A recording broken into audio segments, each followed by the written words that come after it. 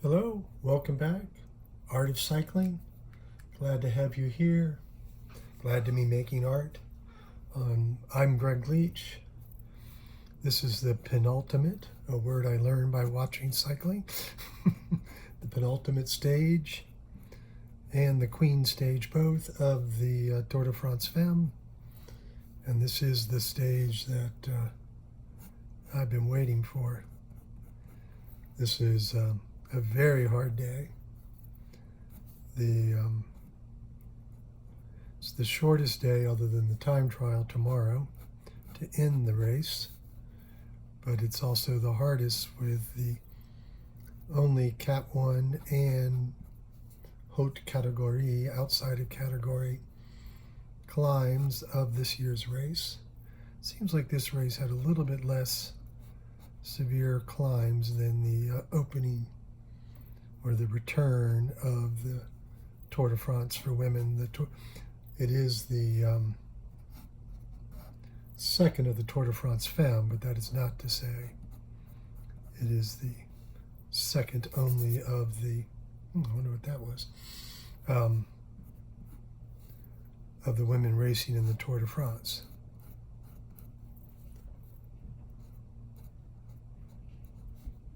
So this is Annemiek van Vleuten, the current UCI road race world champion for the women.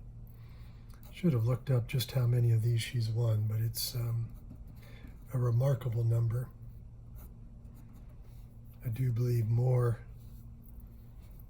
It's like when Sagan had won his third in a row, and like the most ever, blah, blah, blah. And quite a few felt the need to point out that while he has won more than any other man, he is not more than any other pro cyclist.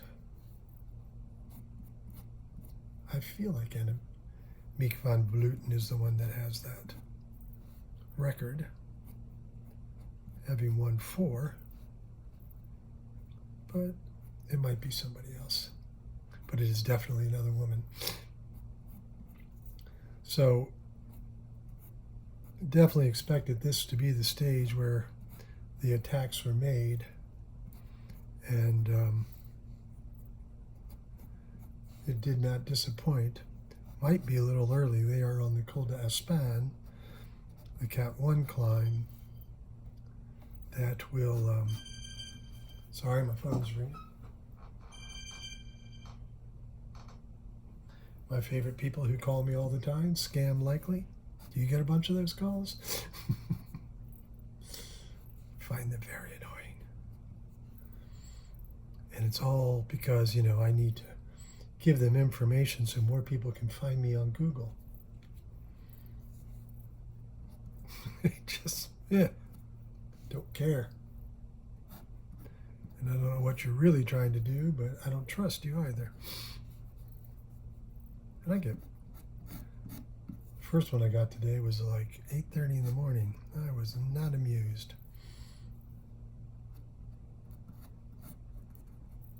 So like I say, we're on the Col d'Aspin. Movistar has been having their riders on the front all day.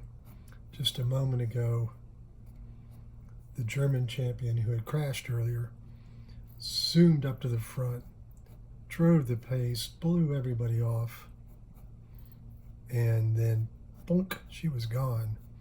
But what was impressive is she did that with blood pouring out of her knees, so much so that her top of her white sock was not white anymore. This is a vicious sport with no timeouts and no, injury substitutions or any of that. If you can't keep going, then your tour is over. Now, I'm not a big fan of people riding hurt, further damaging themselves. The American Veronica Ewers, I don't know quite how you pronounce that, crashed yesterday, and it was one of those where you can just suddenly see a bike flying out of the peloton down into a ditch. And turned out, well, she went ahead and finished the stage. She suffered through and got to the end, which I was surprised because last time I saw her on camera, they were setting up the stretcher. But she went ahead and finished the stage, made it inside of the time limit. Although I think by the time she crashed, all the climbing was done for the day. So that certainly helped. But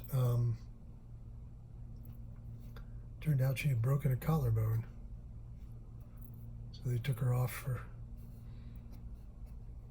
x-rays and discovered the broken collarbone. So, yeah, kudos for toughing it out, but maybe not the best thing to do for her long-term career. Because every time I watch these things, I feel like such a weenie. Right at the start of the tour, I managed to get in what I knew would probably be my last bike ride until after the tour, because this takes a lot of time, folks.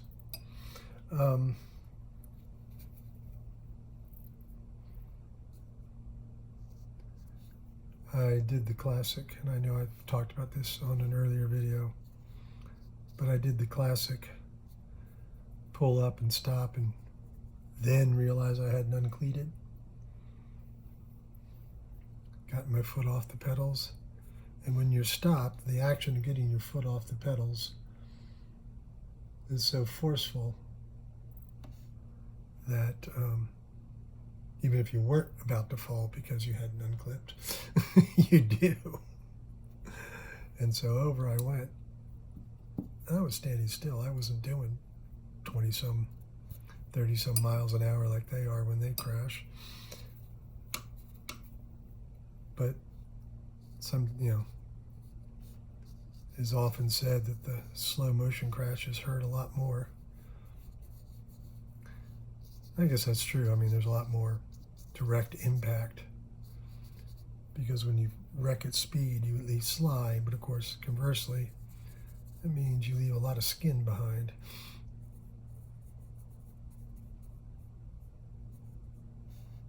So I don't know. But anyway, the point being that when I went over and I landed hard on my shoulder, which is still bugging me,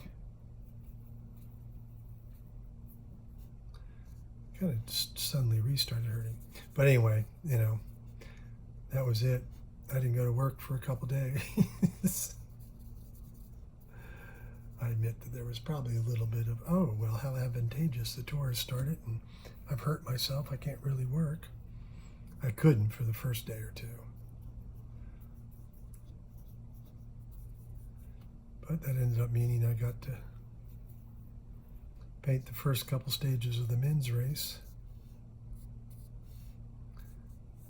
without trying to make sure I got everything done in time to go to work in the evening. And I mentioned that I bartend to subsidize my art.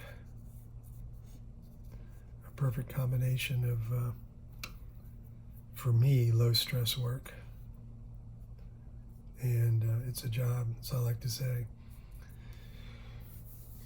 It doesn't exist until I walk in the door, and then it ceases to exist as soon as I walk out. Not quite true, but that's the spirit of it.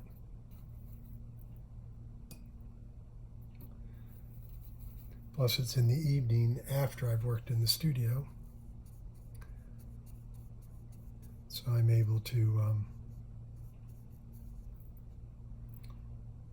be in the studio.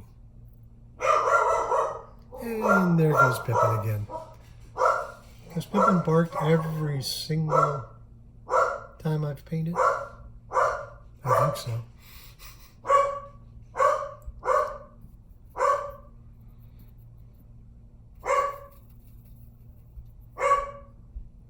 Someday I might actually let you guys see these lovely animals. Would you like that?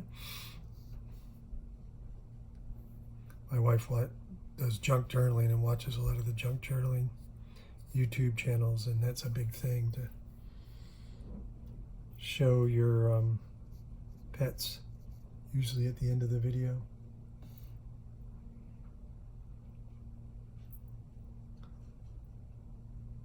Sorry, I'm just taking the time to look and see where I'm at. So this is, like I say, we're on the Col d'Aspin, and now this is really when things get serious.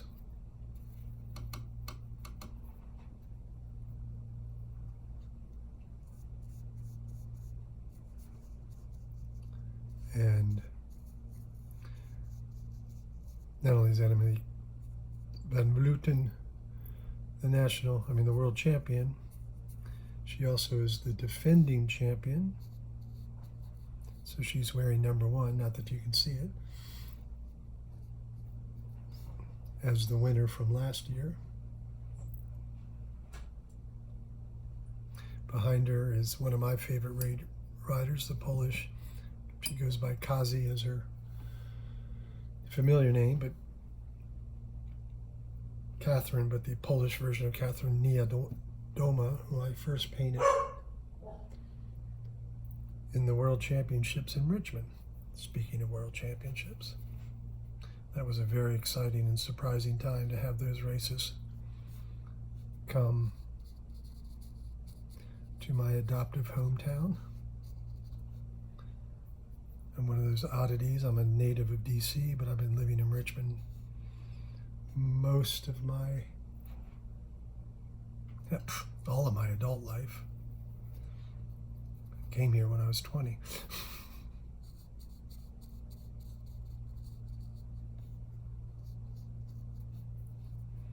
I guess one's adult life starts at 21.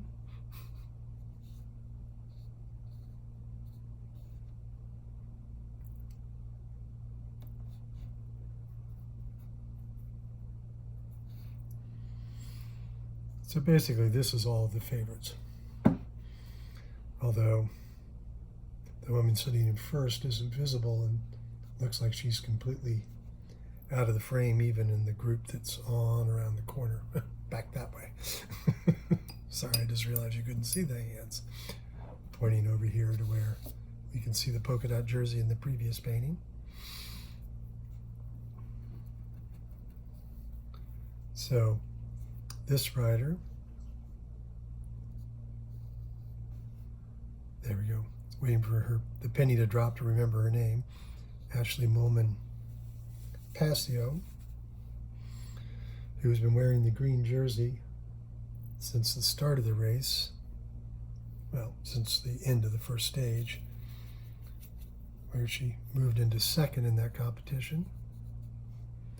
But as I referred to, the green jersey has, yellow jersey,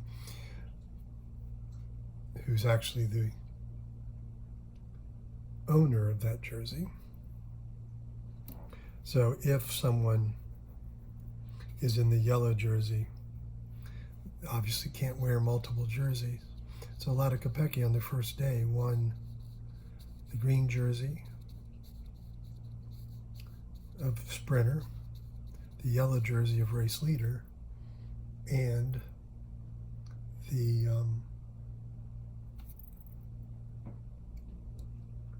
polka dot jersey.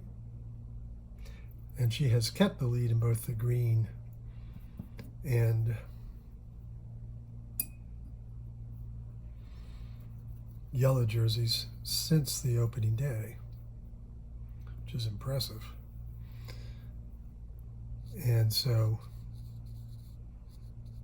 Ashley here has stayed in second place. Now she actually dropped to third place in one of the stages, but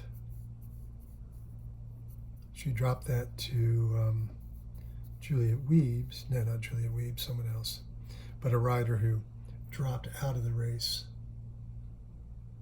that same stage. So she would have not been wearing the green jersey, but the person who took over that honor of being second place pulled out of the race before she ever even put it on. So she's been wearing the green since the beginning of the race, and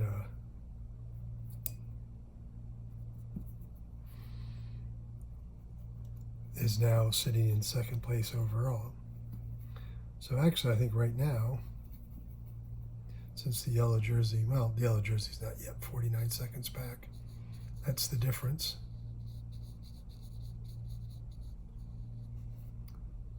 Between her and the rest of the rivals. 49 seconds to her, to the lead, and then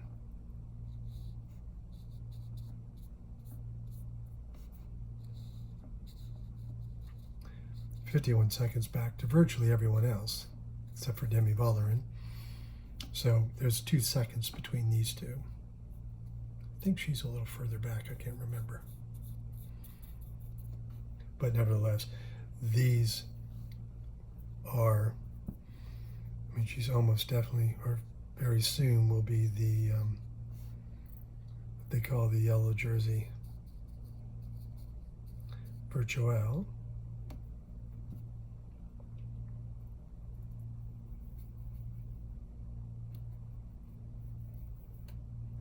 Did just notice that Annemiek has the,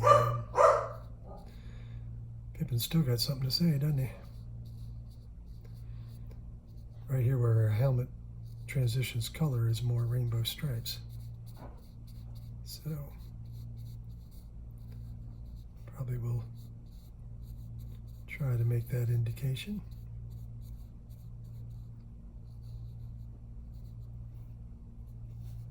So the question is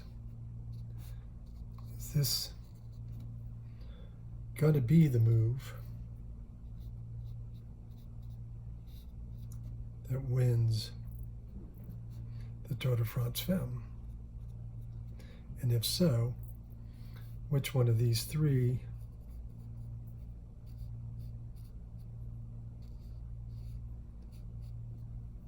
are going to take on that honor?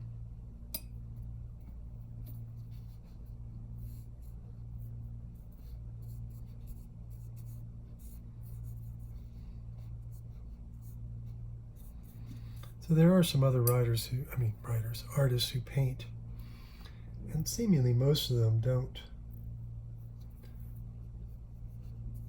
deal with the environment in which the racers are racing. In other words, no background. Particularly Fett, who's more, I think even he would describe himself a cartoonist. So a lot of the times he's adding to the image the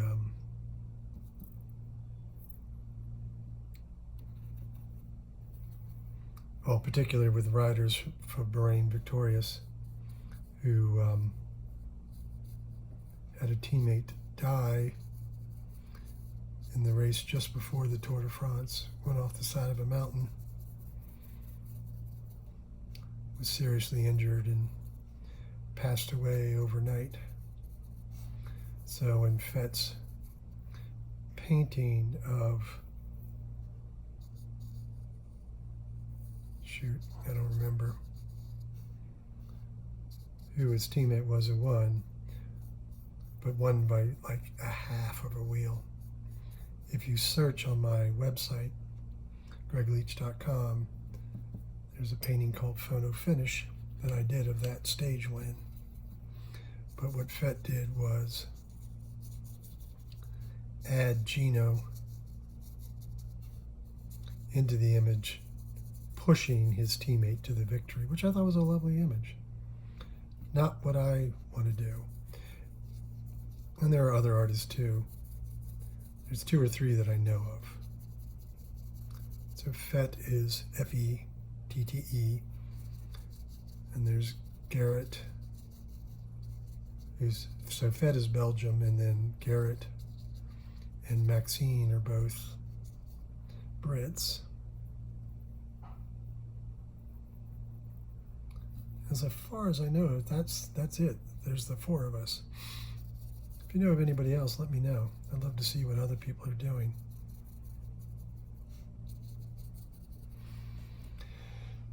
So I think I'm just about here. Remind you that all of the artwork that I've painted of the both the women and the men are posted and written about at my blog, theartofcycling.com. greg.blogspot.com, and there you'll find direct links over to my website, gregleach.com, where you can purchase the pieces. They sell for $95. Domestic shipping is included. And of course,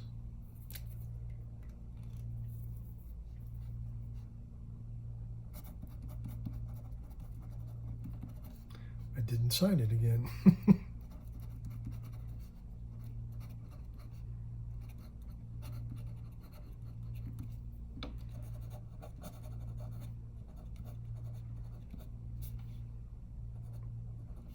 So, what was I saying? Too bad you can't tell me what I was saying. So so you can see all the work in their purchase. So far, come on guys, only one of the paintings of the women's, the Tour de France Femmes, have sold, whereas at least a third, if not more, of the men's paintings of the men's race have sold. So let's get on the stick. Let's get a little parody here. But I really appreciate you watching. Love to hear what you think. And love to know if you checked out the men's race as well. There's a video of every single stage like these of the men's race as well. So please scroll back and enjoy those. Thank you all for watching.